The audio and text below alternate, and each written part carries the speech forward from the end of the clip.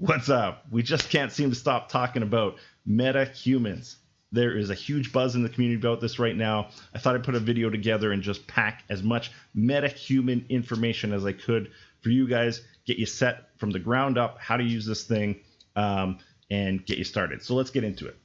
So what is a MetaHuman? I get most of you that are here probably are familiar with it, but for those that aren't, it's a digital asset released by Epic Games for you to use in your project within Unreal, whether that's a video project or a gaming project or whatever else you can dream out of Unreal Engine. You can see some of the stock footage from Unreal Engine of these digital assets being used, and you can see the high quality that is available. I've got a project here open that I can just quickly show you. Here's an asset that I created in, I want to say, 5-10 minutes. I will say, having gone through it, there are some limitations. It is a custom creator, but you're limited to the features that they've given you. Epic Games will give you 60 MetaHumans out of the box without you requiring to do anything. All that you need is a account with Epic Games, and then you need the Quixel Bridge software and have your accounts linked. And then once you have that, you'll have access to these 60 different pre-made characters, and you won't have to do anything. So that's pretty cool on its own. A couple of housekeeping items or administrative things before we get right into it. I don't know the audience that's going to consume this, whether it's going to be a complete noob or someone that's more advanced. So my style is to not leave anything out. I think that's the worst thing I can do is miss items and skip over things because I'm only catering to one audience. So with that being said, there's going to be different ways that you want to consume this video. I'll do a couple of things to help everybody out. One, I'll put some bookmarks and descriptions in the YouTube timeline. So take a look at where your play timeline is, and you'll see that the actual video is sliced up into bookmarks, and they'll have titles relating to the topics that I'm going to cover. So if you're looking for a specific piece of information and don't want to sit through the whole video, then feel free to jump to the information that you need. The other thing is you can adjust my pacing. So also within YouTube, if you just go down to their settings icon, you'll see an option to adjust the speed. So you're welcome to watch me speak in Alvin and the Chipmunk style, but you'll get me at 2 times speed. Or likewise, if I'm moving along on something too fast and you want to slow it down, you can adjust the speed. I use that all the time depending on the type of material that I'm consuming, but it is a cool little handy trick to get through long videos a little bit quicker. So first things first, you will need a couple of things. I'm going to recommend that you actually start with the sample project from Unreal Engine. So after you've set up a Epic Games account, you can search for Unreal Engine, go to the Unreal Engine website, set up an account, and then you want to get the product launcher. That's this guy. In the marketplace, you can go ahead and look for MetaHumans and just click on this project. It's going to take you to an external link just right here. And then once you're at that external link, you can download this project. This is the project that I'm going to use. It's already got 2 characters that Epic released in the sample project back in February. And then the character that we create, we're going to eventually load them into this same project. So to keep things consistent, I would recommend doing it exactly the way that I am. I have noticed on some of my previous tutorials when people stray out of the box and they want questions answered, it's best to follow things like for like, get it working, and then when you create your own project, you'll know, well, okay, at least I had it working the same way as the video. You know what? I'm going to do that. I'm going to do that with you guys so that we have it. Download, create project. I store all of my Unreal projects on a separate drive. Under Unreal project, you can see I have 1 million. Of course, I've got to create a new folder. Character creator demo. Boom. Okay, select that folder, create. Okay. While that's going, the other thing that you'll need is you'll need to set up the early access. So with this link in the description below, navigate here, and at the bottom, I think you can go find out more and then request access. So MetaHumans right now, as of mid-April, is only available from early access. So what you're going to do is you're going to hit this request access button, and you want to make sure that you already have your Epic Games account set up. And then once you do that, it'll pre-populate a bunch of your information. You send off a form, and Epic will get back to you. I think they said within 72 hours. I submitted it, I want to say on the 16th and heard back from them on the 17th. So you may just have to wait overnight, or depending on how big their queue is, maybe you have to wait a little bit longer. But this will get you early access to the Web Character Creator tool. We have the project starting to download already, so you can, while you're waiting, play around in this project that we just downloaded and sort of get familiar with the assets and maybe Unreal if you're new. Okay, the next thing that you're going to need is you're going to need Quixel Bridge. So Quixel Bridge is I guess it's a partnership. I don't know if Epic bought them or whatnot, but there's a partnership between Quixel and Unreal Engine. If you log in, again, this link will be in the description below. If you log in with your Epic account and install Quixel Bridge, you'll get to this app on your computer. And this is what we want. Once you're in Quixel Bridge, you can, on this left column here, you'll see this MetaHumans tab. And if you navigate to this tab and click on any MetaHuman, you have a couple of options. You can download with this green arrow in the top right. You can favorite if you have a ton of assets. But you'll also have this settings wheel here too, right? So we've clicked on this asset. This screen over here will help us do some specifics with the asset that we have selected. So we can download that asset. Once it's downloaded, we'll have an option to export. We can start MHC. MHC stands for MetaHuman Creator. So we can actually start the MetaHumans Creator tool. I'm not going to click that yet because in the pre-release, they only give you an hour at a time in their tool. So if I start it, then my hour starts ticking away, and I want to make sure that we get all the time that we need within this tutorial. What else can you do here? Yeah, so in the settings, you can hit download settings. You can adjust the different types of JPEGs that are coming along with the asset that you're downloading. You can reduce or identify just the LODs that you want to come with your asset. So if you're not familiar with LODs, I'll go over that super quick. An LOD is a level of detail. So the way that that works is within a game engine. Let's see if I still got my sample project up. Within a game engine, when you're looking at one of these assets, if you're up close, you're going to have the highest level of detail. But for every, let's just say, step that you take back, that level of detail of the character is going to reduce. And the reason being is that when you're up close, you want high fidelity and very detailed object. But as you step back, you're going to be able to put more assets in your scene. And the more assets that you have in your scene, the more compute power it takes to render all those assets. So as you're stepping away from a particular visual, the LODs will reduce in detail and therefore take less resource consumption of your computer. Right. So here's the asset operating at LOD 0. If I just went in here and made some quick adjustments to our character in the LOD sync settings, change this back to 8,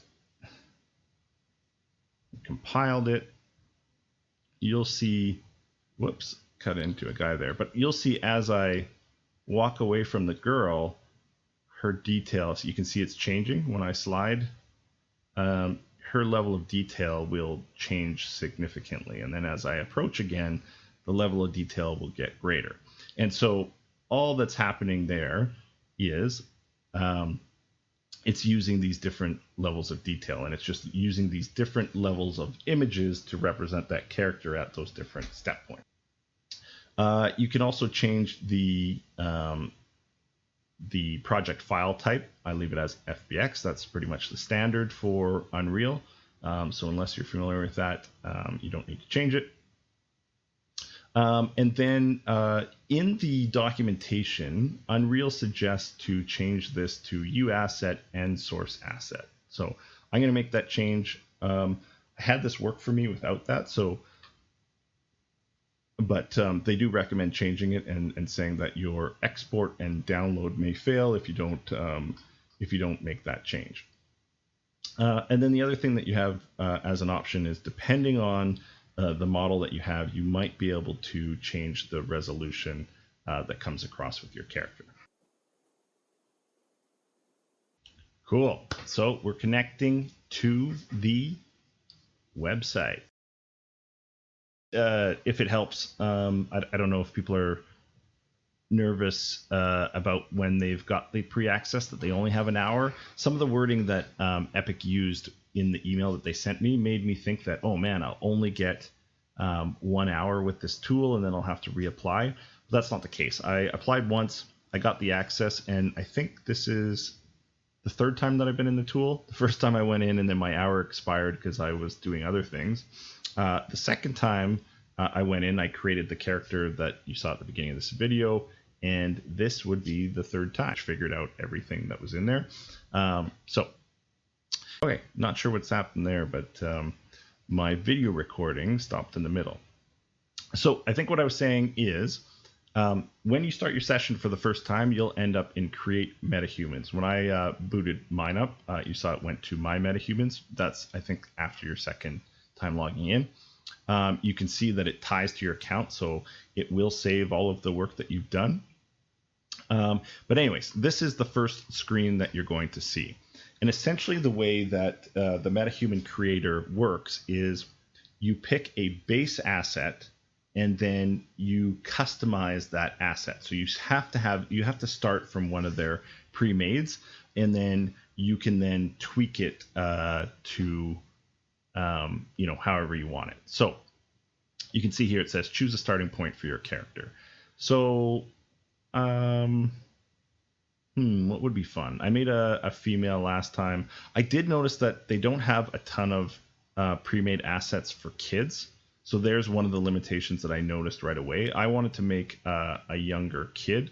They've got this kid here, and I think they've got another kid that looks to be like a mixed kid. But other than that, they don't have any other children. So if you're trying to get like a specific looking kid, I'm not sure that that's they've got a lot of assets with that. I kind of went and used this one. This guy seems fun, so I'm going to pick this guy.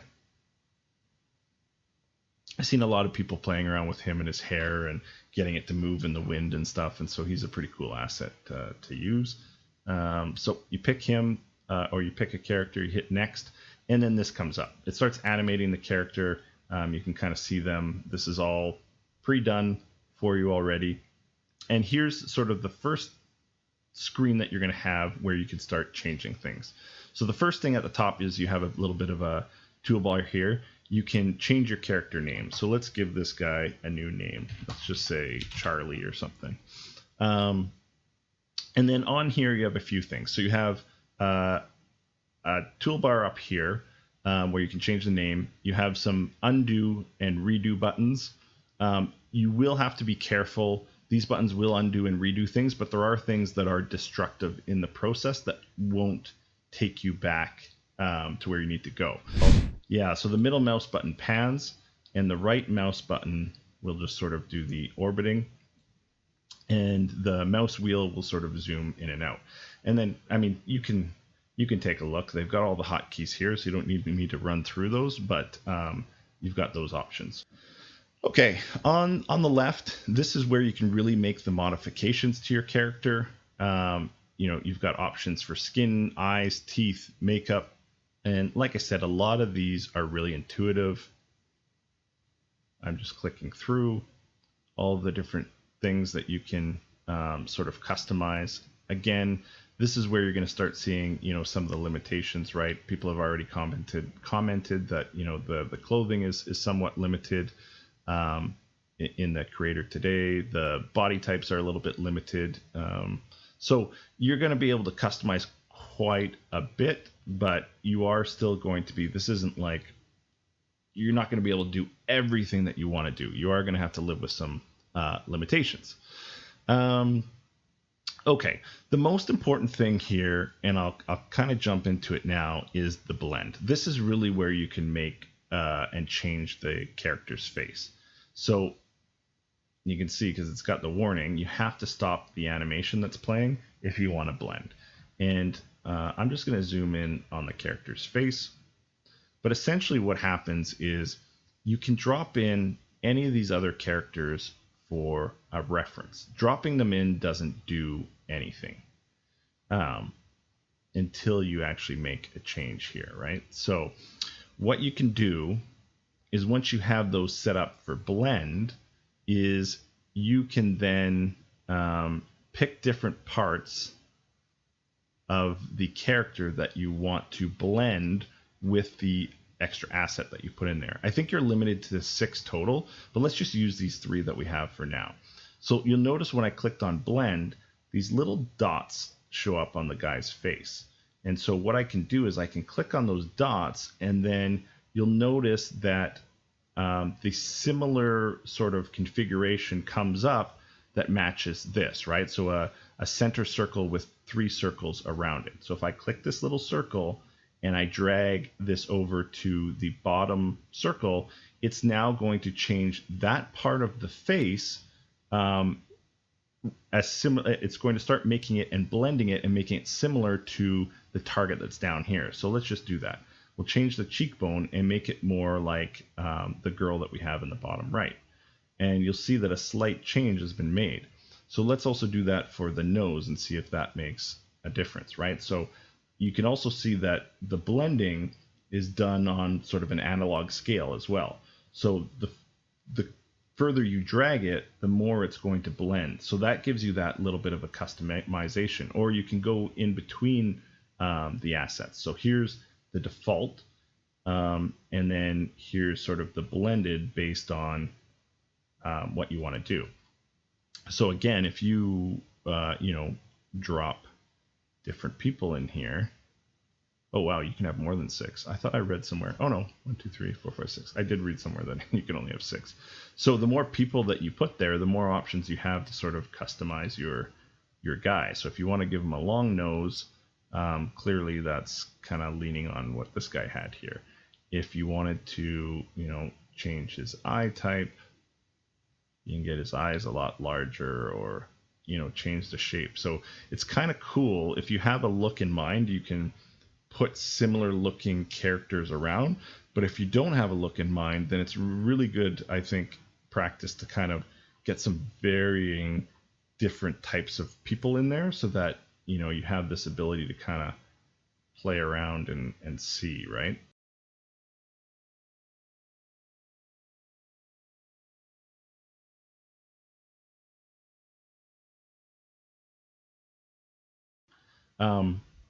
And you can see, just based on where he was originally and where he is now, that's a very different looking character in terms of that face shape.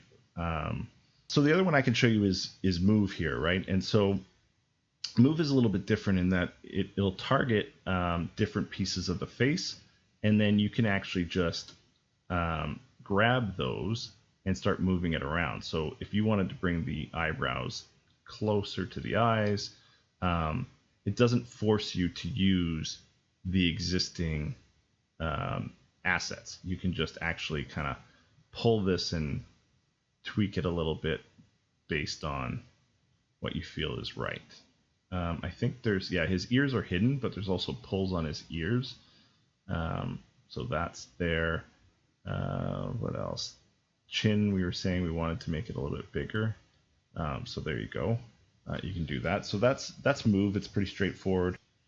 Sculpt. So sculpt is similar to move. Again, it doesn't use like the blend shapes or anything here, and it just is really allowing you to pull these individual pieces and sort of shape the face more directly, right? So the blend is nice. It lets you kind of say, hey, I want to use something pre-made and just sort of drag it around.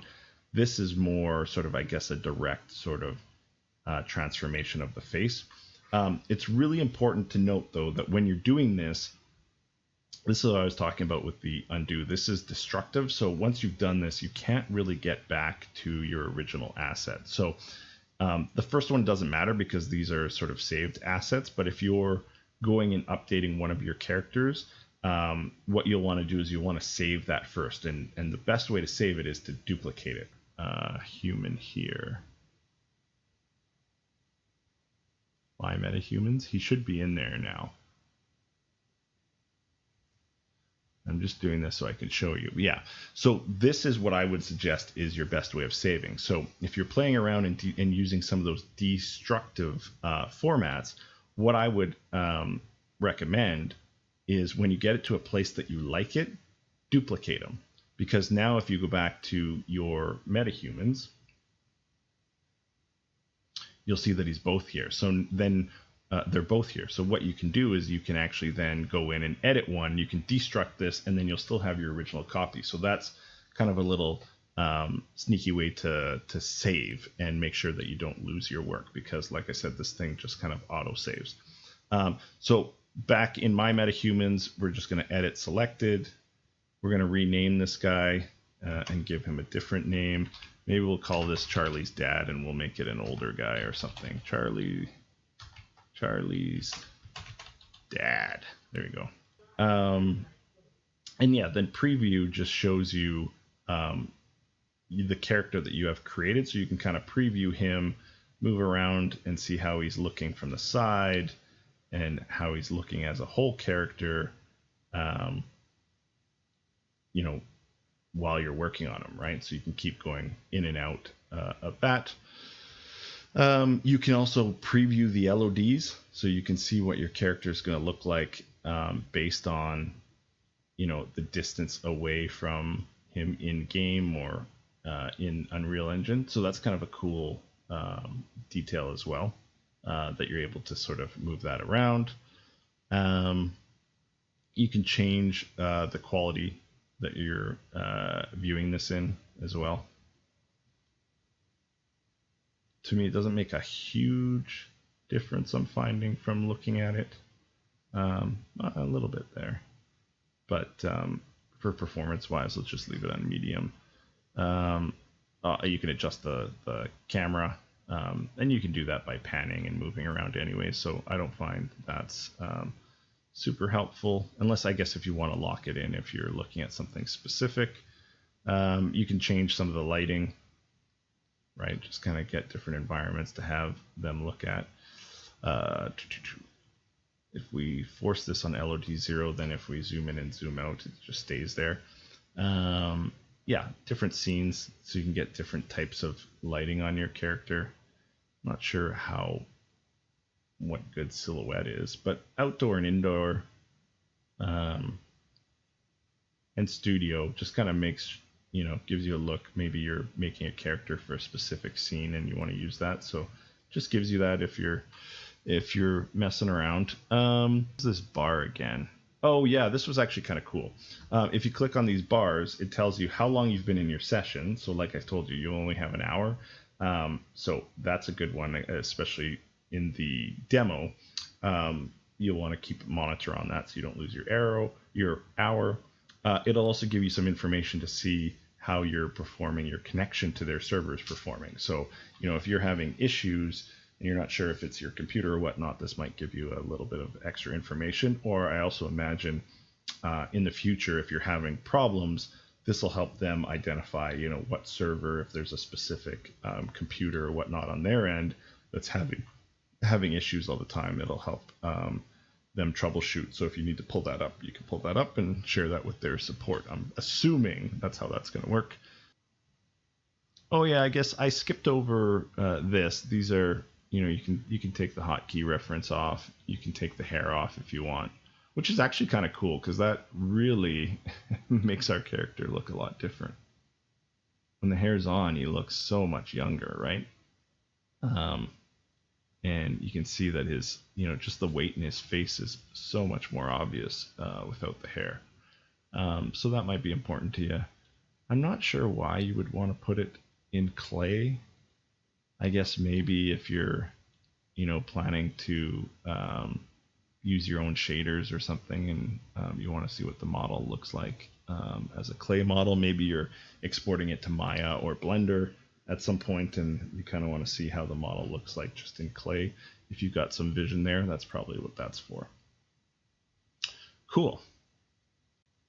Okay, so I guess we want to get to the meat of this, and we probably want to go into each one of these things that you can adjust. This is really where you can, I think, customize your character more outside of just, the blending and some of the face things that I showed you already.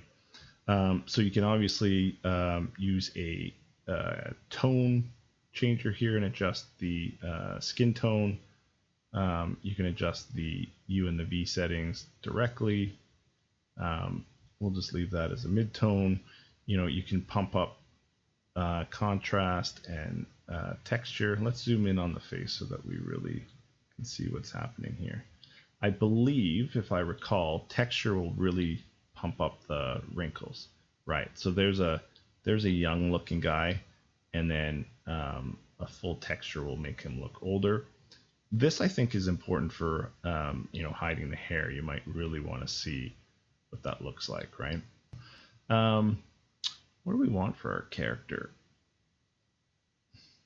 I like this. He looks, middle-aged is cool. Contrast, that should just be yeah, you can see the color sort of shifting there. His face is much more flush. Again, if we hide the hair, it's probably more apparent. Yeah, you see he's kind of got some jaundice going on if you go all the way to the left, and a little bit more color. And then the roughness here. Yeah, so I looked up the roughness there, and the way that Epic describes it is basically how dry or oily the skin is. So, now that I've read that, if you look, it looks like to the right it's pretty dry, and then if you move it to the left, you get like a sort of a sheen. You get more light bouncing off. So I would say right is more dry, and left is more oily type skin. So that's how that will play out, and I think it's a combination of these two working together. There's a bar up top here about how many, how much freckles you want to appear on the character's skin, and then obviously some tabs to sort of adjust how much or how little those are sort of showing up on your character. So I think that's pretty straightforward. Here's going to be sort of accenting sort of tones in your character's face. So that's an interesting that you can make it that green. I don't know that that's realistic, but you can make a character's face a little more flush, right? You might want to do that with some female characters, or maybe somebody that has some big cheeks that you want to draw attention to. What do we got here? Yeah, it looks like just cheek. Oh, and you can select different parts of the face, right? So you can do it, maybe on their scalp. They've kind of got a sunburn going on or something. You can change how much that saturates or whatnot. So that's the skin. Eyes, same sort of thing. You can play around with the eyes and obviously adjust the eye color. I think that's pretty straightforward. You can adjust the shape and style of the iris. I don't know how zoomed in we can get in. Oh, yeah, pretty good. You can actually change, if you ever stare at someone's iris, you can actually see that they have different styles, right? So that's pretty cool. You can customize that. You can get some different colors in there as well, right? Maybe you want more of a greeny or black eye or something like that. Really kind of bright blue eye. We only got half hour left, so I gotta pick this up. Sclera. Oh, okay, so that's really just the white part of the eye. I didn't play with this last time I was in, so again, right, you've got some features there that you can play with. You can, make more redness in the eye with the vasculars, and you can change the way, like if we pump the veins, the vascularity up, then we can see the veins, and then this rotation actually applies, right? You can, it's actually moving the whites of the eyes around, and you can kind of change how that looks if you want to do that. And same with, I assume this. Yeah, you can see it, some slight tweaks when you slide this around. What else do we got? The teeth. This is kind of cool. Lets you really sort of play with the size of these guys' teeth. You can get some meth teeth going on. I've seen somebody else do that. Make some really nasty colors if you want to. Some bright, shiny white teeth. We'll do that for this guy. You can change around the gum color. So this is if you're really paying attention to a character you're modeling. We took out the plaque, so that's not there. I mean, you can pump that up if you want to. This isn't something that you're changing. This is just showing what it looks like. So you can change how the jaw sits, so that if you wanted to, see what the teeth look like when their mouth is open, there you go. This drop down associates with each one of these, right? So if I pick this or I pick it here, doesn't matter, right? So that's kind of nice, right? You have this drop down, but if you don't have this sort of feature set, then you might not know what each one of these means. So you can actually just click it here, and then on top of that, you can drag it around. So that's really cool. So the overbite is here, or if you're looking for something like, I want to make the teeth worn down, you can do that. And then if you hover over, is it going to tell us? Yes. You can offset the teeth by moving it left and right. So I think that's pretty straightforward. That's really cool. Again, right, this is where I was saying this thing is pretty intuitive. I didn't read that in the documentation. I just literally was doing that while I was sitting here. So cool.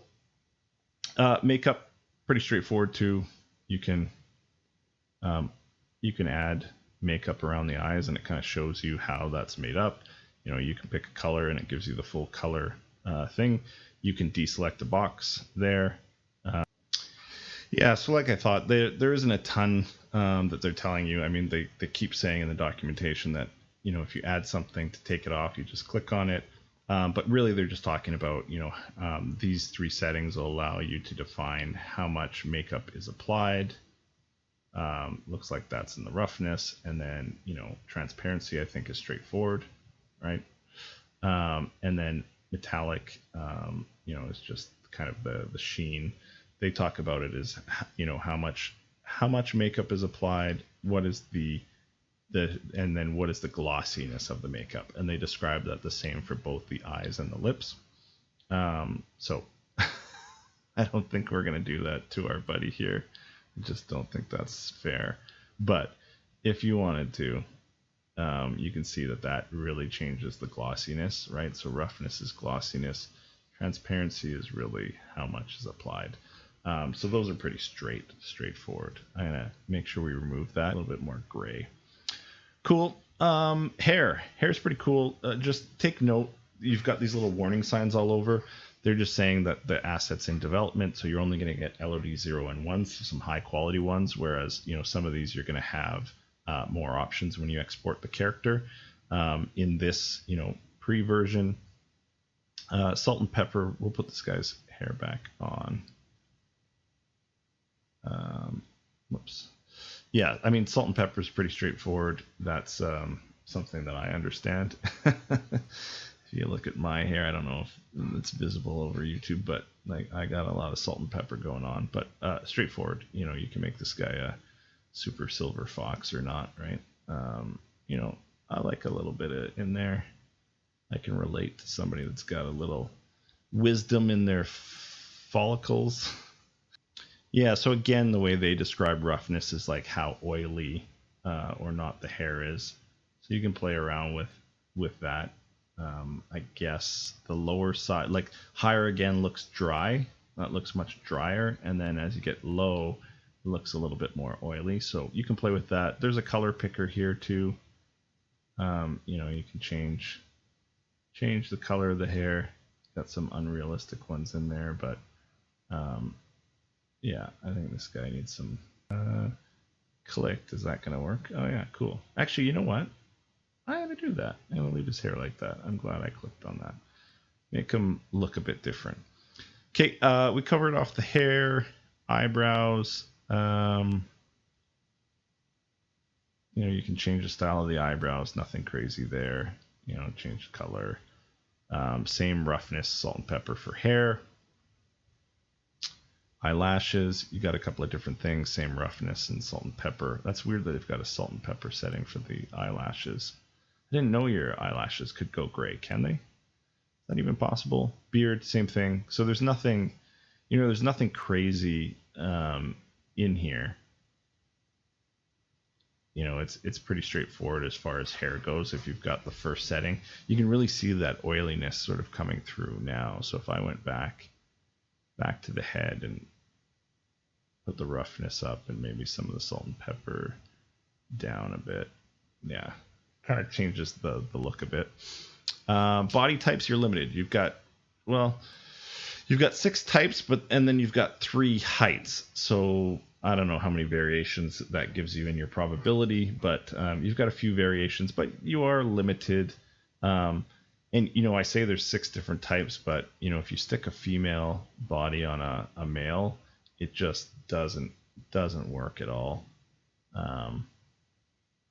So you want to stick within your gender, and then essentially you've got, you know, 3 tall styles, 3 average styles, which just doesn't change them that much. It just, your character is just going to actually be shorter when you import them, I think. And it was weird too. I was reading the documentation, and tall is actually only 5'11", which isn't that tall. You know, coming from a guy who's 6'4", I was like, that's not tall.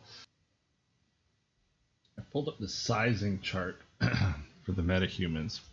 So here's the short female is 4'11", short man is 5'5", and then you can just see the chart. So this is what I was telling you. The masculine, the man that's tall, is 5'11". So it just shows you that your shortest character can be 4'11" and tallest 5'11". But anyways, and then the clothing is pretty limited too. Sure, you can make your dude naked. You don't have a whole lot to choose on in color, so a lot of people are looking at creating their own custom clothing. I'm sure as the official release comes out, you know, you'll get more clothing options. The important thing here is that if you really want to make clothing, then get your guy naked so that you don't have to, you know, destroy the other clothing that's on top of them or whatnot. So we're gonna, for my purposes, I'm just gonna leave some clothes on them. I don't like that super trendy look. We'll just make them look normal there. The other thing is, if you want to get access to his toes, so again, that would be another tip I could give you is, you know, if you are going to make your own clothes, then make this guy naked and put him in the sandals, because then you get access to the toes, right? So we'll just dress this guy back up. You can, the one thing that they do give you access to is you can change the color.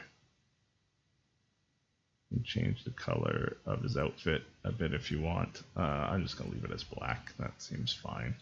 We'll get him out of his sandals, but not a whole lot. Maybe with the jean type material, you have a little bit more kind of interesting flexibility there to put some interesting colors in. Put a different color wash in there or whatnot. Same thing with the shoes. You know, not a whole lot of options there in its current state. Let's give this guy some boots. But that's it. Like, that's your guy. So once you're done, I already showed you can go back to your MetaHumans, and yeah, you can see that he's saved. And again, right, if you're gonna change it from there, you like this and you're gonna, you know, mess with the blends and mess with the customization of the face, then duplicate the guy first. But Yeah. So before we go away completely from this tool, there are a couple of things that I didn't cover. So number one is in this movie drop down, you can actually pick a couple of different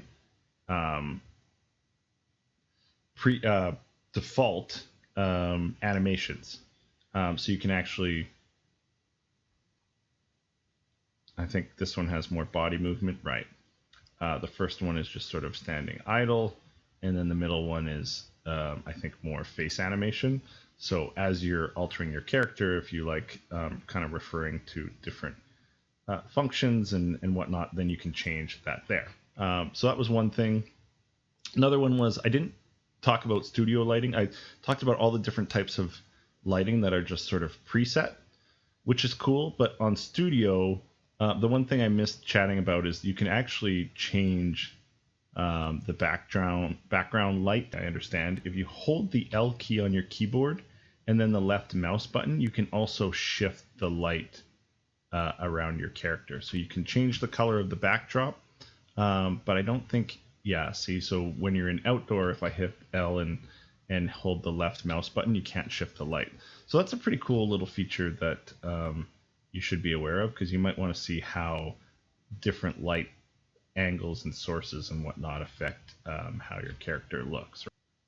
Another thing that I wanted to highlight to you was in LODs, you can choose to always use the hair card. So this particular character isn't a great example, but if I go out of this and I pick one of the default characters, the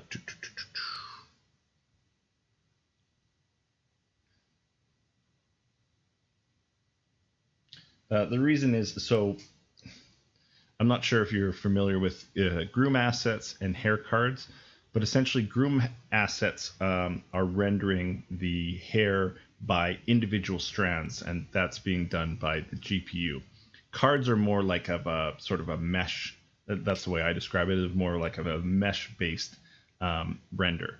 So if you wanted to go into your LODs and use hair cards, you can see what the difference is. So this might be valuable to somebody who is worried about the performance of the asset in their game, or whatever you're using it for. And so if you're planning to use less GPU intensive hair, you might want to see how the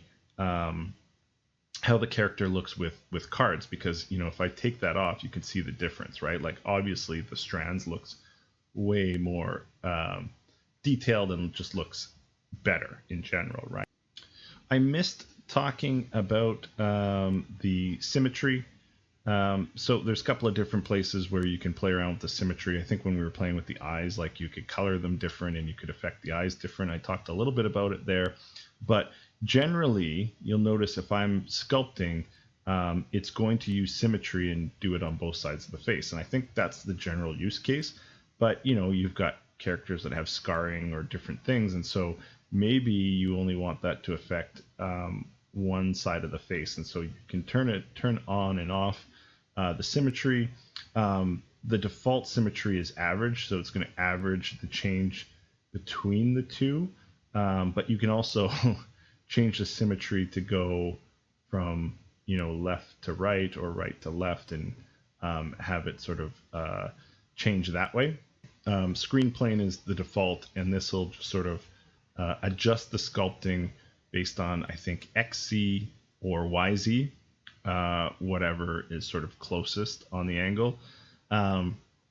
This one will really default to where the camera angle is, and then make the adjustment based on the camera angle.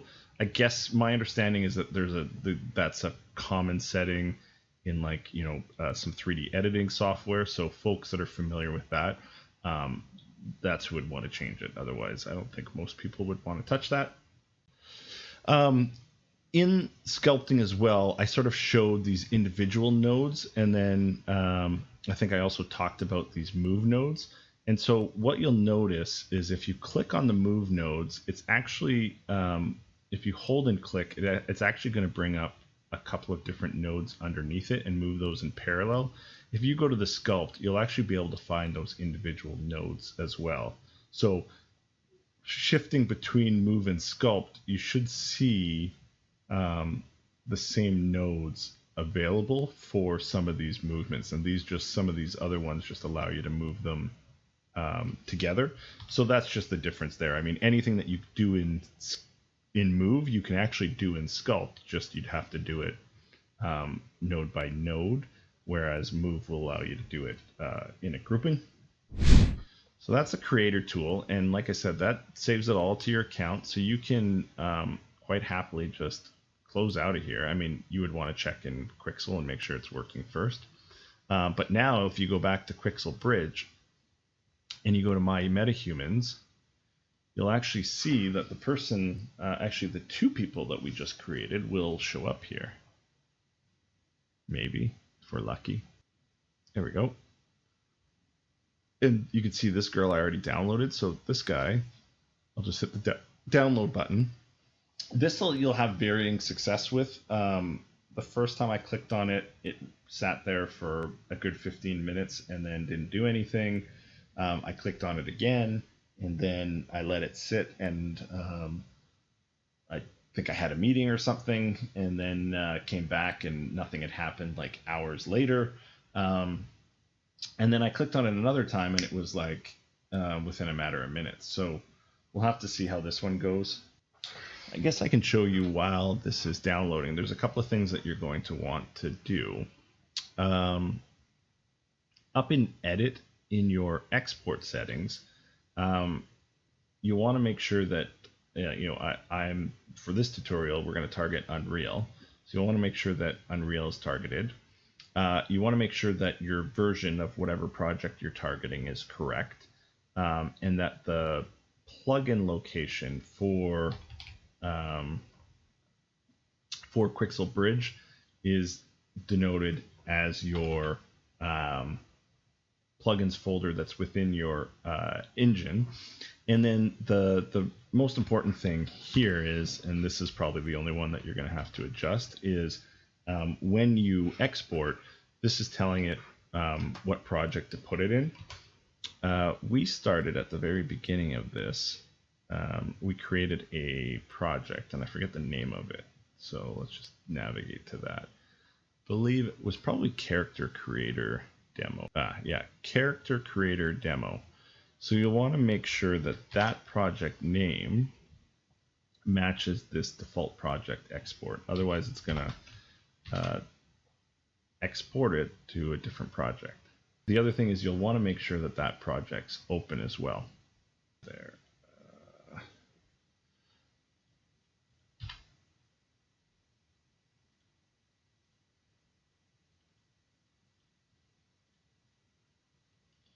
So this is, there's a good little lesson there. Is I went back just to kind of highlight a few, while this guy was downloading, highlight a few of the items that I missed, and you can see that any change that I made in there actually made it to the character in real time. So I think you're gonna have to use that duplication tip that I showed you, and any time that you're going in there and you don't want that character changed, you've got to go in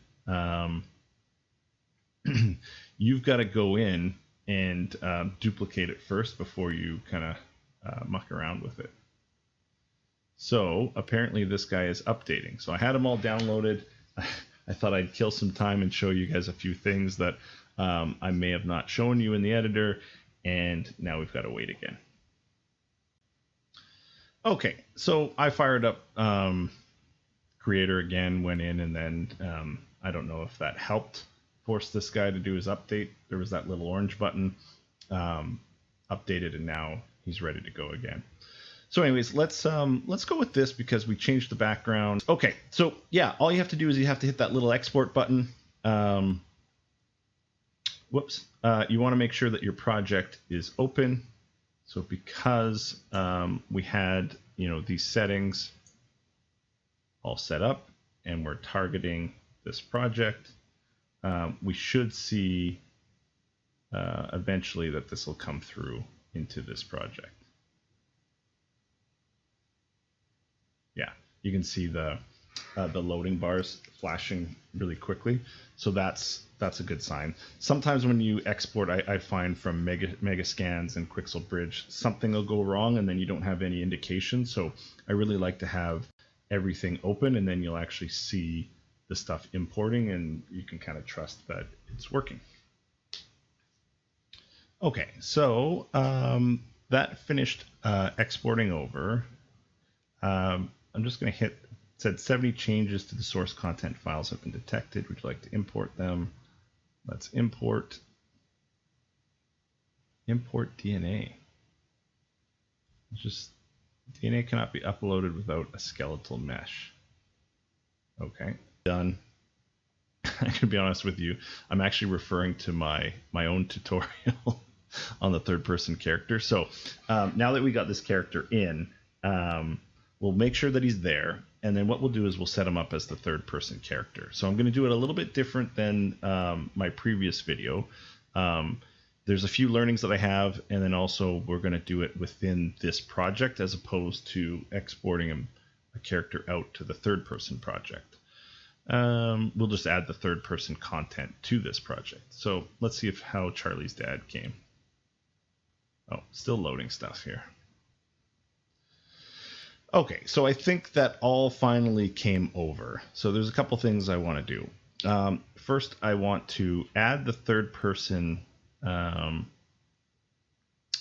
character pack, the content, to this project. So third person, here we go. We'll add that to the project. Oh, that was quick. Cool. So now that's in there. I want to go to a new level. I don't want to mess around in this existing level. We want to test out our guy. So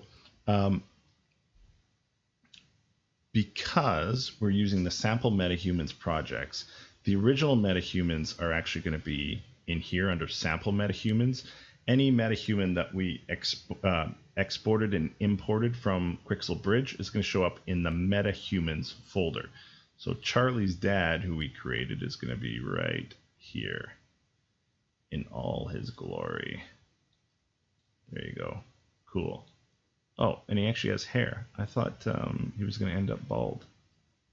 Interesting. Okay, cool. We did get his hair. So there he is. He's in. He looks a little dull, so I actually want to throw a light in here. Point light is fine.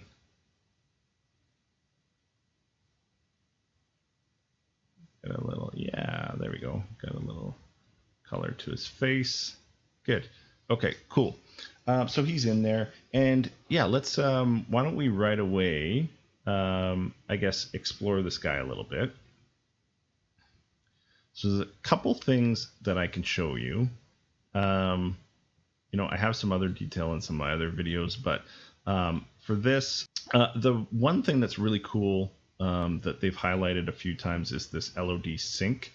And I don't know if I've shown it already or not, but essentially what you can do is with this LOD sync, it is syncing up between the body and the face, because the face has 8 LODs, the body only has 4, and it sort of just drives that when you're on LOD 0 or 1 for the face, that you probably should be on LOD 0 for the body, and then when you're on 2 or 3, you should be on for the face, you should be on LOD 1 for the body, that sort of thing. But you can change the amount of LODs that are displaying. So you can say number of LODs, instead of saying the face has 8 LODs, you can say this guy only has 1 LOD, and that LOD is going to be 0. And then you're forcing the highest quality all the time. You can do that, or if you want to force the lowest quality, you can throw an 8 in there. And then you can take a look at the difference. I'll leave it as 0. And you know what? I'm going to reset it to its default by just hitting this. Yeah. Okay. We could put this back as 8 because that's what it was on. Just leave it. So another thing I can show you aside from the LOD sync, we talked about it a little bit when we were in the web-based Character Creator browser, sorry, I'm just going to save the level in case anything crashes, is there's these things called hair strands and hair cards. The strands are calculated individually as strands on the GPU. If that's too resource intensive, you can put in this command r.hairstrands.use cards instead of strands. And then you can put this to 1, basically toggling it on. And then you'll see that now it's using cards instead of LODs. This guy doesn't have any cards, so by default, I think the hair strands are LOD 0, 1, 2, and then the cards start at LOD 3. So you could go to the groom asset itself and set the LODs to 3, or you could use the setting that I just used, the R hair strands, and then it forces these card based rendering instead of the strand based rendering. So I'm just going to turn it back on because I like the way that the hair works, but if my PC starts to struggle, I may revert to this later. So to set it back, I'm just going to put 0 instead of 1, and then you'll see it starts the strand-based rendering, and our dude's hair comes back. So that's one thing I wanted to show you. I'll show you quickly the facial rig and the control rig. I'm not going to go into detail about how to use them. I did have a video which I can put in the description below that goes into making like just a really cheesy low quality animation, but it goes through sort of all of the high level steps that you may want to use and put your own finesse on. But if we added a sequencer, if we added a new sequence to this project, we'll just go up to content.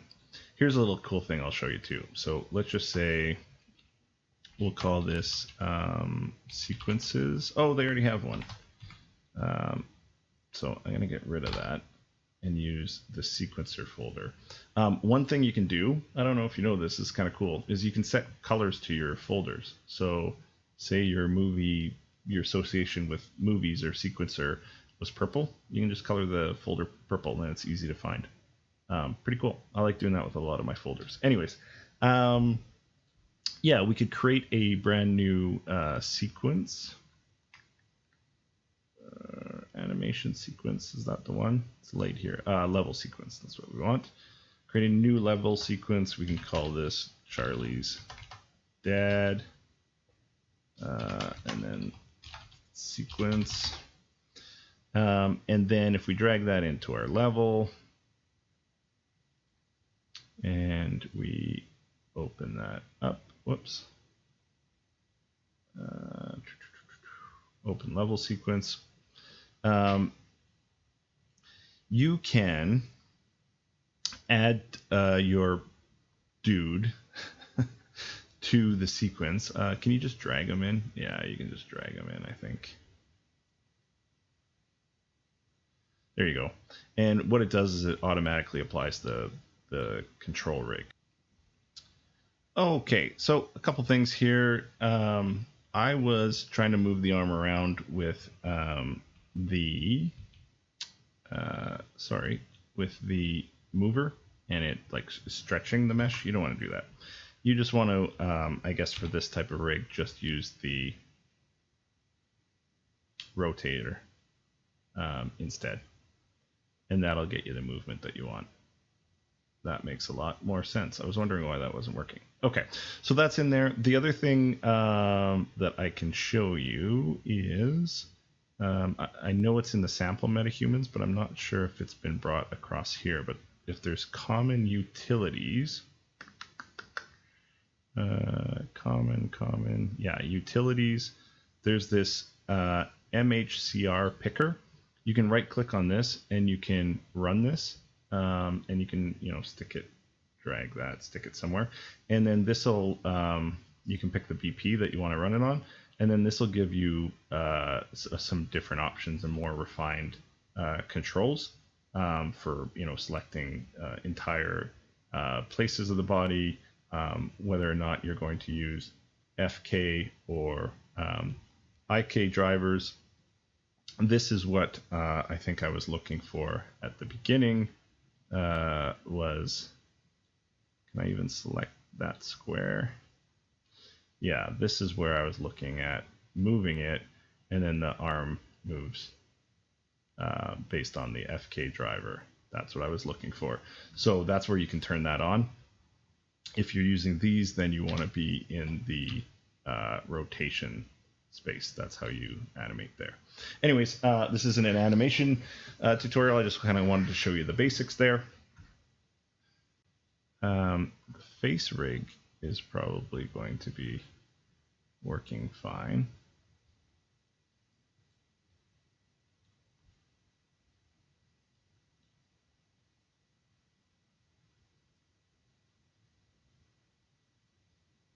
Yeah, so you can move around his face. If you're familiar with the face rig, then you can bring it up and you can start animating things, moving his eyes and things around and whatever, right? So you can do that there. We're not going to do that. That's not what this tutorial is about. I just wanted to show you that it's there if that's what you want to get into and start playing around with right away. Okay, yeah, so that covers off the facial rig, body rig. I'll try and make a tutorial maybe in the future on, doing a little bit more animation, but I do have, like I said, I do have a bunch of tutorials already on the channel that kind of goes into animating in a little bit more detail. It doesn't go into necessarily the rig, but I think in the future I want to make a tutorial just on the rig and how that all works. Okay. So what are we doing with this guy? We want to get the third person blueprint going. So let's do that. Let's get rid of all this stuff. Let's get out of our sequence editor. That'll just make all that disappear. We can delete this sequence and we can get this guy set up as a third person character.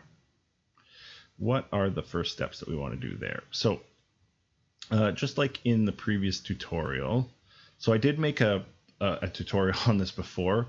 I did a bunch of reverse engineering and sort of got this working, but I got a lot of learning out of that video because there was a lot of activity going on in the comments, and I've got a lot of information since then. So we're going to clean a lot of that up. Okay, so first thing we want to do is we want to duplicate this third person character blueprint. I just called it the same except put MetaHuman underneath it. We want to open that up, and what we want to do is we want to start getting some Charlie Dad's information into this third person blueprint. Right, so just like we did in my other tutorial, if you followed that one, we're going to keep it really simple, and we're going to drag over some of these details from Charlie's dad into the third person blueprint. Easiest way to do that, I find. So what we're going to do is the body's basically acting as the mesh in this third person character. So everything that's under the body, we're going to bring over underneath the mesh, except for the face. You know what? I'll do that to start, and then I'll fix it and I'll show you the difference. We'll see how it works for this guy. So we'll drag the face in. We'll call that face. We'll drag the torso in. Call that torso. We'll drag the legs in. We'll drag the feet in. Okay, and then the next thing that we're going to do is now that these are populated in here, we're going to start making some adjustments. So the skeletal mesh is no longer the mannequin. Instead, it's going to be Charlie's dad. And what is the skeletal mesh that this guy is using?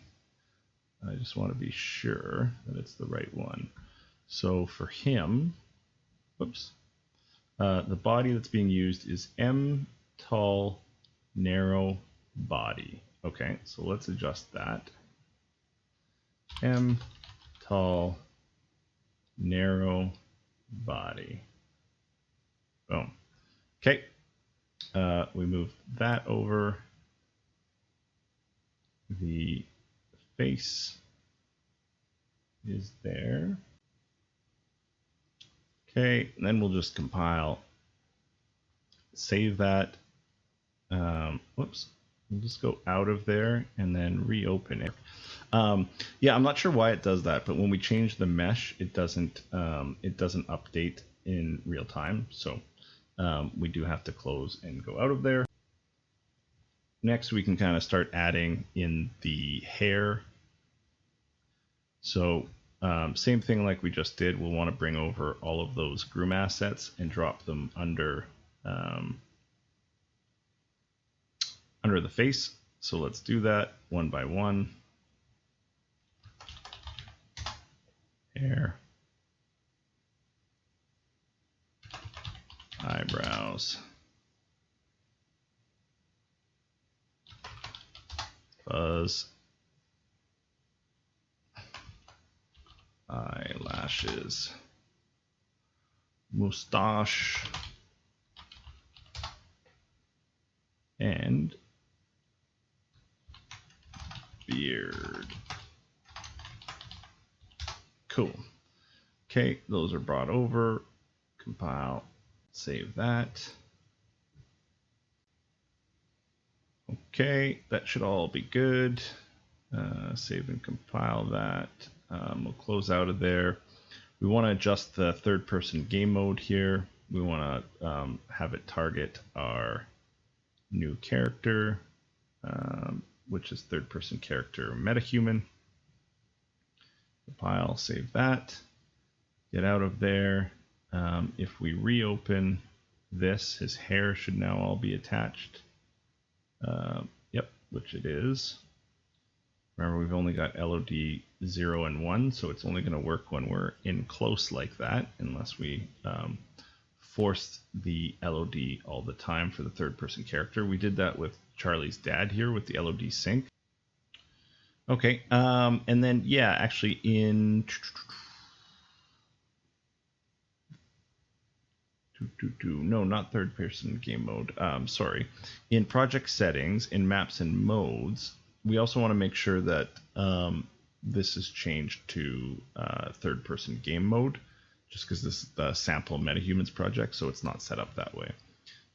So third person, these maps, and then in our third person game mode, we want to make sure that that the default pawn class is our MetaHuman class. Okay, so all of that should be set, and then if we hit play,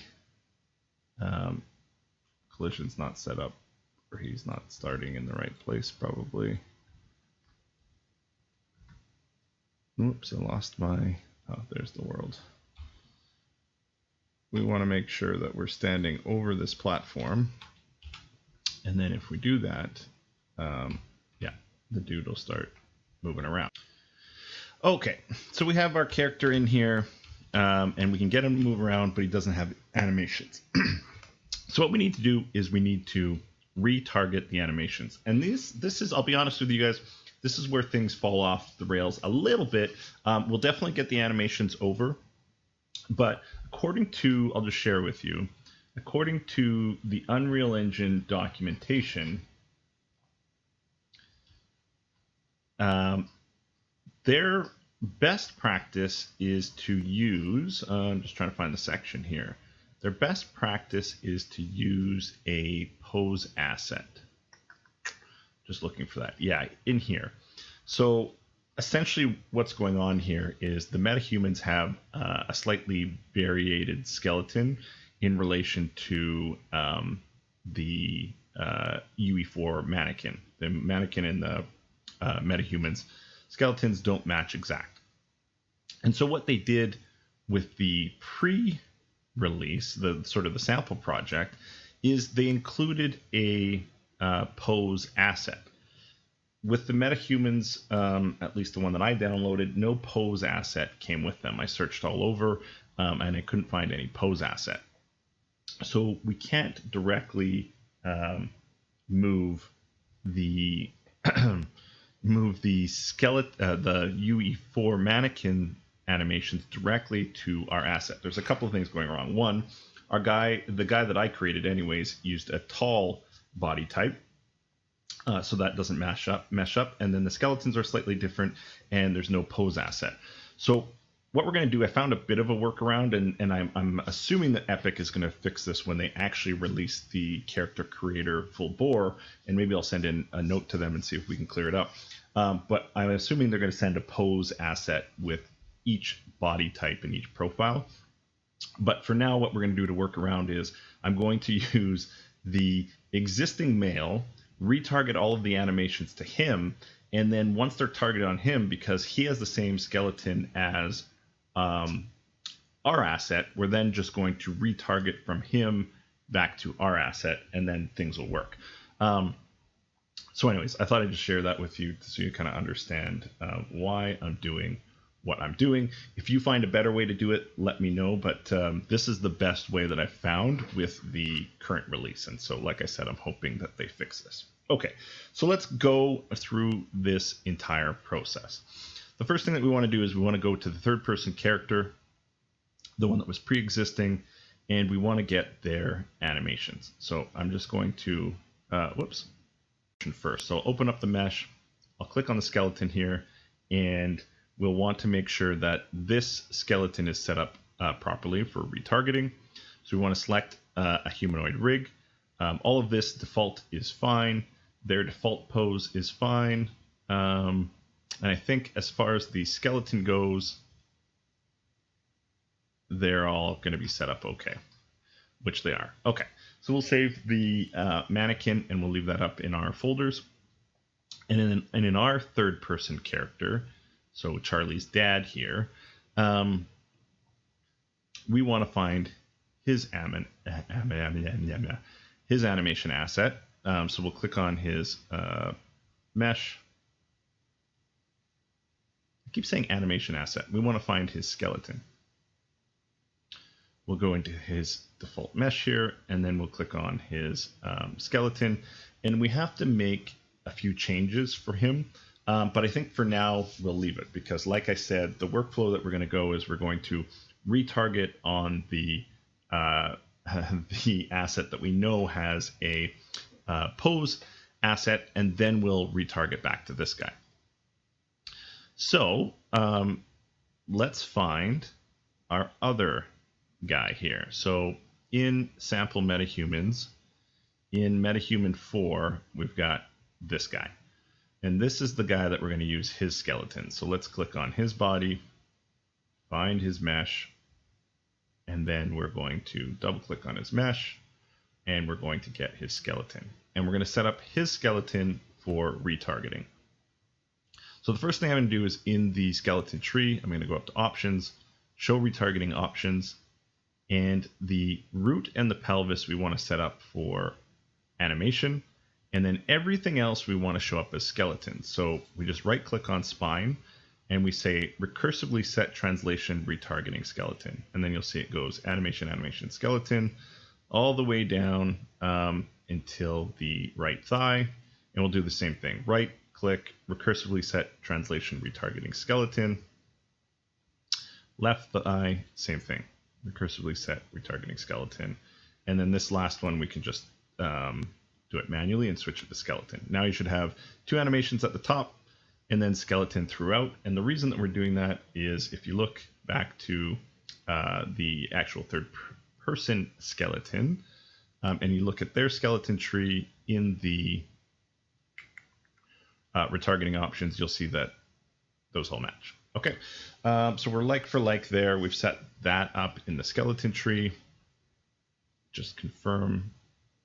Yep, those are all right. Okay, cool. Then we go back to the skeleton here. We're going to go to the retargeting manager. We're going to select a humanoid rig, and it's going to bring up the default UE4 mannequin settings.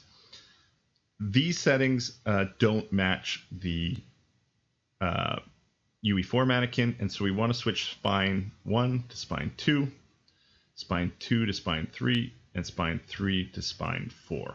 That's right out of the Unreal Engine documentation. So we're following that. The reason being is if you go here to bones and you put all hierarchy and you see the skeleton, these MetaHuman skeleton actually has a couple more spines. So I think it goes all the way down to spine 5. If we look at the Unreal Engine mannequin, you can see that it has less spines attached to it. So that's the reason. It's just to retarget that. We're going to go back to the skeleton here. We reset those spines to 2, 3, 4. Set the targeting options. This we want to change. So the preview mesh right now is, because this is a shared skeleton, it says female medium body. We want to change this to our male skeletal mesh. Apply that to the asset. We want to go to modify pose. So the pose that this guy has isn't the same as the Unreal Engine skeleton.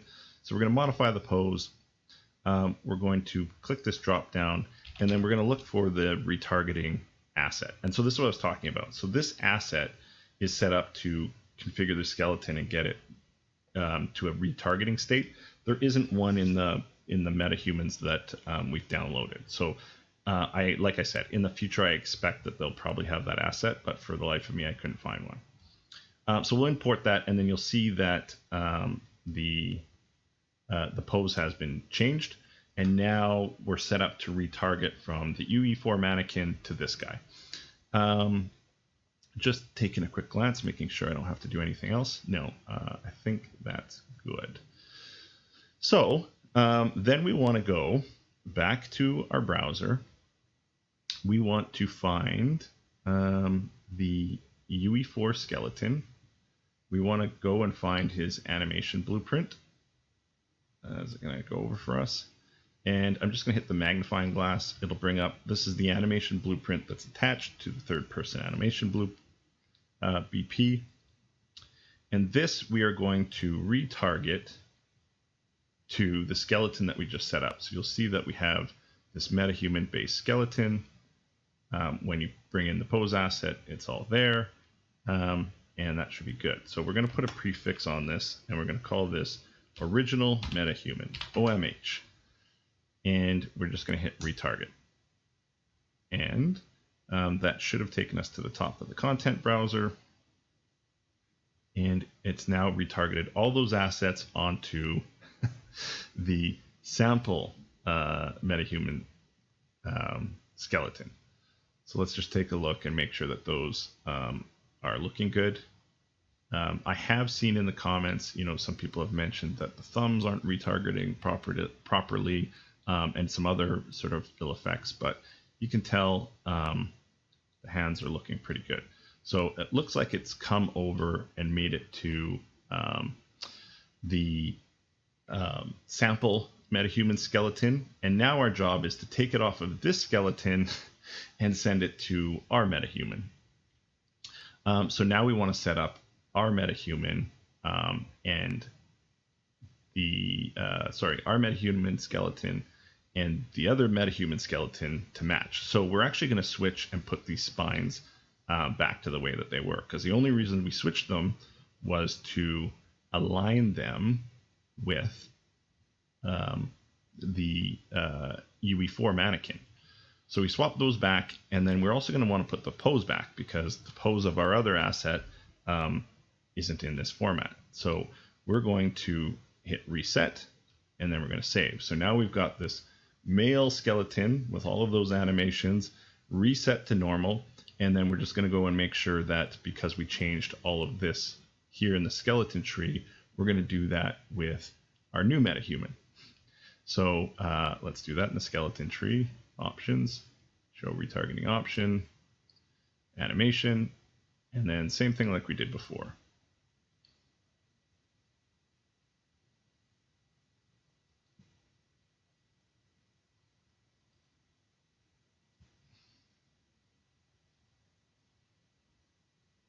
Boom. Okay. Now those two should be matching up. We've got the tall body applied to this asset. Go back to our retargeting manager. We're going to also want to select a humanoid rig. we can leave the spine as is. And now we should be in a place where we've got this skeleton matching our other MetaHuman. The difference here is I did create a tall person. So I do expect that it's not going to translate perfectly.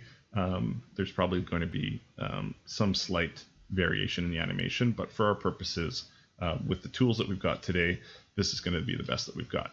So you can see here the approximate size is 116, 45, 182, and then the medium is a little bit smaller.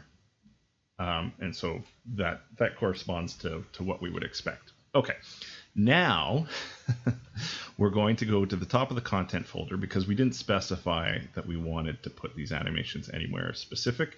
They're just sitting here. So we want to look for this OMH third person animation blueprint. We want to retarget these animation blueprints. And this time we should have this MetaHuman base skeleton. But we're going to have an issue.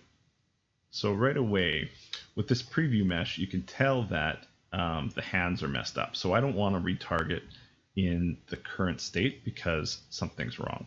If I retarget now, then these are all going to break. So I'm not going to do that. So interesting, when I get into this guy's pose, if I hit view pose, look what happens to his hands. So for some reason his pose is all messed up. So I'm going to hit reset, and then that seems to have fixed the problem. So let's just see if that changes anything.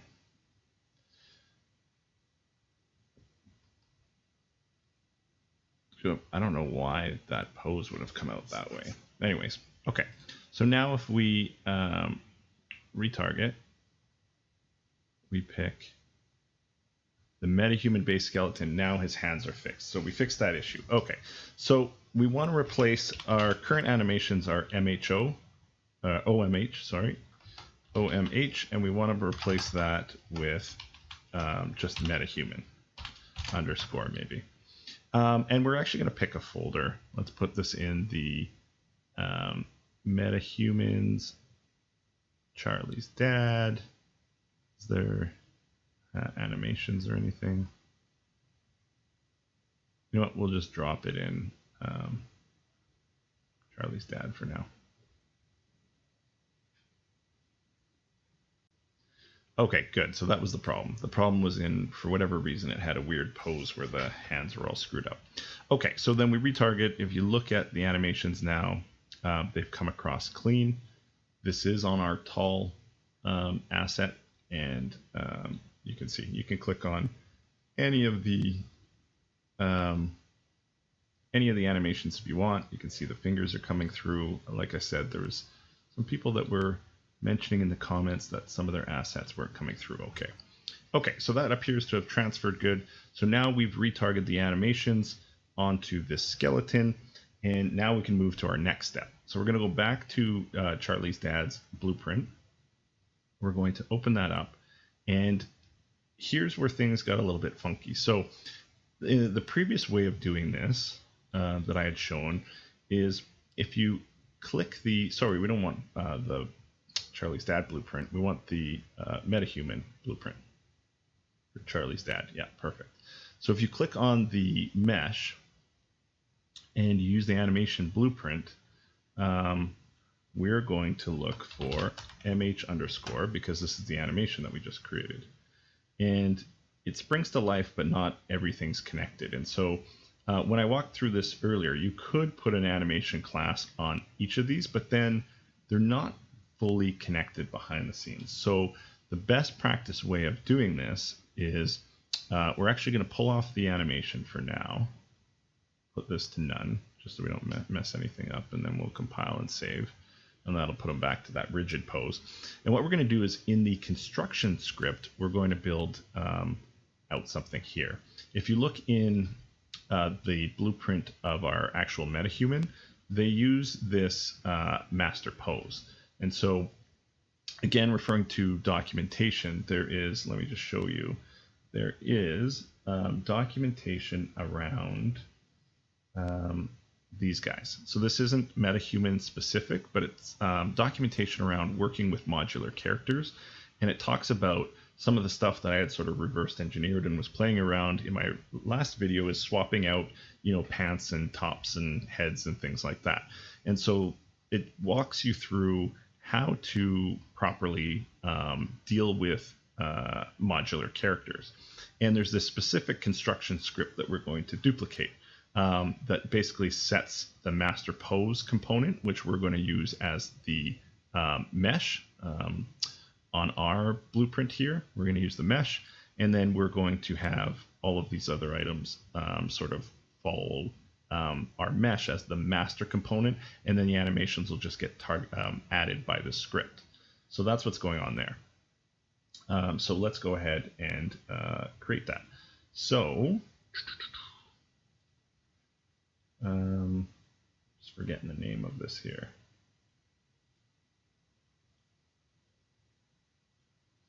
We want the set master pose component. So let's do that. Set master pose component, and we'll do it for the mesh. And then that just drops the mesh in there. And we want the mesh to actually be the master. Get rid of that. We can bring this down here, straighten that up. And then we're going to bring in each of these other components to follow. So we want the face, we want the torso, we want the legs, and we want the feet. And then if we tie these all into the target, these will now all follow the animation of the master. So let's just compile and save that. Okay, so now that's set up. If we go back to the viewport, and if we click on the mesh, and we now put that animation back on our character, this is the one that you did through the retargeting process, you'll see that it now applies to our character. And it is in and working. So let's compile, save that, and now if we run our project, make sure we're over top of this mesh, you'll see I can take the joystick and this guy's working just fine. I mean, the LODs are a problem, right? Because there's only 2 in the scenario right now. But he's working pretty good. His shoulders are a little bit hunched. So I think, if I was to guess, one, it's kind of a weird pose. The UE4 mannequin sort of walks like that. So you may want to, play around with some Mixamo animations or some other animations that you have that are less sort of rigid like that. The other thing I was kind of curious about, I haven't done this yet, so let's try this together. But in that animation blueprint, let's just take a look. That third person walk. You could potentially, is it the walk or the run? Maybe we want the run. He's running more often. Let's play with this one. Or third person idle, maybe. Yeah, maybe oops, let's jump. Let's do third person idle. Third person idle, you can kind of see his shoulders are hunched a little bit there, so you could even potentially adjust it in the animation blueprint itself and tweak the animations. So what bone would that be? Is that like, oh, that's the arm, which is not what we want. The clavicle maybe? Oh, that's not moving. Where is this? I can't quite see it. It's gotta be one of these guys here, right? That's the arm again.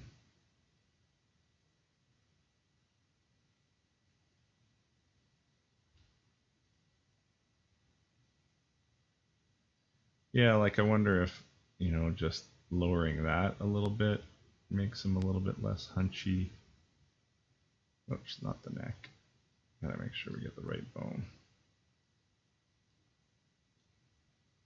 If we rotate that down a little, like something like that.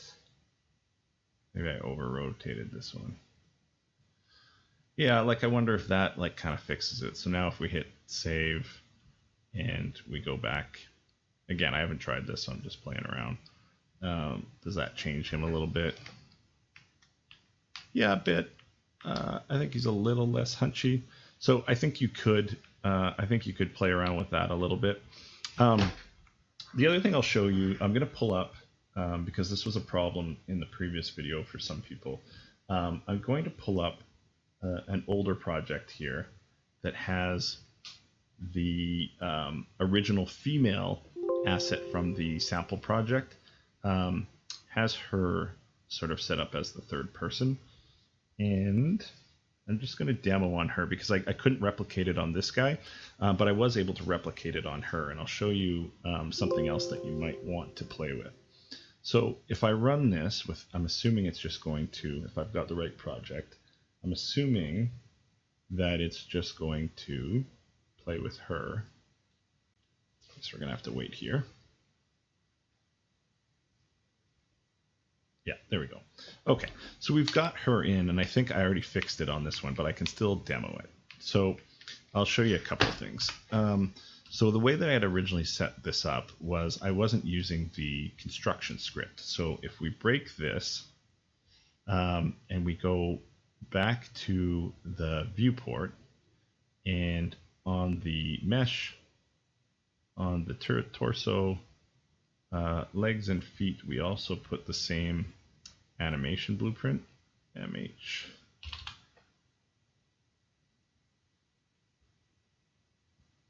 And MH. And we put the face back under the mesh. I'll just show you a couple things that were going wrong. If you play this, you'll notice that by her buttocks there, the meshes are blending. And then also, I think I can get it to reproduce. Oh yeah, there. You can see her shoulders are pushing out of the shirt there. And so that's where adding the construction script actually will fix those issues. So that's why we did it that way. So if we go back to the construction script and we just add that, and then we compile and save, and then we play this, you'll notice right away the mesh problem on our buttocks is fixed. And then I should still be able to reproduce the shoulder issue. Yeah, so you can see her shoulders are peeking out there. So the way that I found to fix that is to actually pull the head out of the mesh. So right now the face, sorry, I said the head, but the face is reporting to the mesh. If I actually pull that out and allow it just to be part of the capsule component and the face on its own, and then have the construction script connect all of the pieces, and then I compile, you'll see that it actually fixes both issues.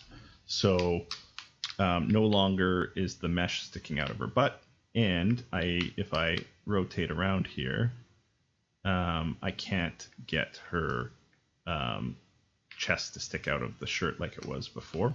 So that sort of fixes both things. So I just wanted to address that because there are some viewers that looked at that previous video and are probably looking at this one.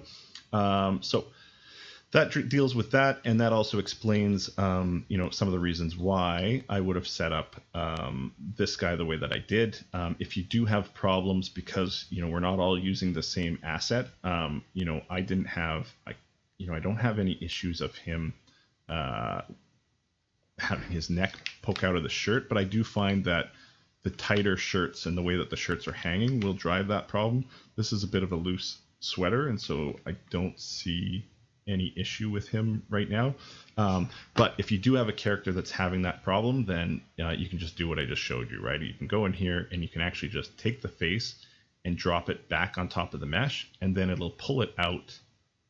It'll pull it out of that connection. So I'm going to leave it for my guy because it seems to be working for now. But if you run into that problem, then there's a little quick fix. I think that's everything. So super long tutorial, I know, but I think we got a lot of information packed in there. We got you working with the third person character. We created our character and got you all set up on the character creator. The only things that we didn't cover were, animation. I touched on them very loosely. I may have some interest in diving into the control rig. So when I get around to doing that, I'll probably throw up a video. But other than that, I think this will get you going for now. And I do expect, this is a little bit clunky, but I do expect it to get better when they release the official version. Remember, this is still pre-release. And I don't know, there must be a pose asset out there. Maybe I'm missing something, or they just missed releasing it, or maybe by chance I have the one character that doesn't have one. But anyways, I thought it was a good exercise to go through. Yeah, that's it. If you like what I'm doing, please like and subscribe. Really appreciate the comments that everyone's making. I'm learning a lot from people participating in the comments, so that really drove a big portion of this video. A lot of learnings in the last video, so I appreciate it. I'm not perfect, and I'm still learning as well. So appreciate you guys sharing and building a community a little bit. And yeah, let's just keep going. See you around.